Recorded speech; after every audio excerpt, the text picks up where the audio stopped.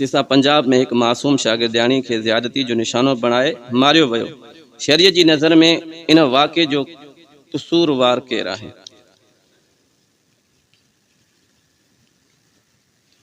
जेकॾहिं कंहिं इदारे जे अंदर बालिग छोकरो ऐं बालिग छोकरी गॾिजी करे हिक ई इदारे में, हिक ही यूनिवर्सिटी में, हिक ही क्लास में बग़ैर पर्दे जे पढ़नि था, इनके अंग्रेजी में चइबो आहे को एजुकेशन।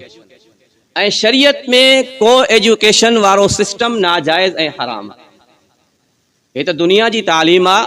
आलिम फरमाईंदा जेकॾहिं को भी बालिग छोकरो ऐं बालिग छोकरी गॾिजी करे बग़ैर पर्दे जे अल्लाह जो क़ुरान पढ़नि त इहो भी जायज़ न आहे।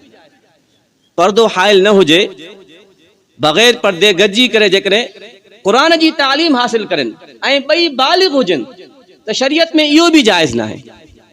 को एजुकेशन वारो सिस्टम शरीयत में हराम आहे। काफ़ी अरसे खां उलमा इकराम फरमाइनि पिया त इन सिस्टम के ख़त्म कयो, इन निज़ाम के तब्दील कयो। न्याणियुनि जूं क्लासूं अलहदा हुजनि, न्याणियुनि जा स्कूल अलहदा हुजनि, छोकरनि जा स्कूल अलहदा हुजनि। जॾहिं तव्हां ॿिन्हिनि खे गॾे पढ़ाईंदव त अहिड़ा वाक़ियात ज़रूर पेश ईंदा। ऐं इन में क़सूरवार हिकु त सिस्टम आहे जंहिं इहो निज़ाम ठातो आहे, उहे क़सूरवार आहिनि।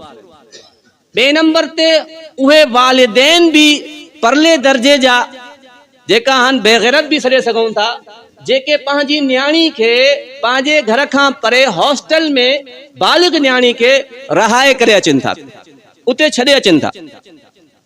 शरीयत में बग़ैर महरम जे औरत के हज करण जे लाइ सफ़र करण भी जायज़ न आहे। औरत पंहिंजे वालिद खां बग़ैर या पंहिंजे मुड़ुस खां बग़ैर या पंहिंजे भाउ खां बग़ैर या पंहिंजे पुट खां बग़ैर कंहिं भी महरम रिश्तेदार खां अलावा जेकॾहिं हज जे लाइ वञे थी त शरीयत में उनजो हज भी जायज़ न आहे। हे त वरी दुनिया जी तालीम आहे, इन जी कहिड़ी औकात।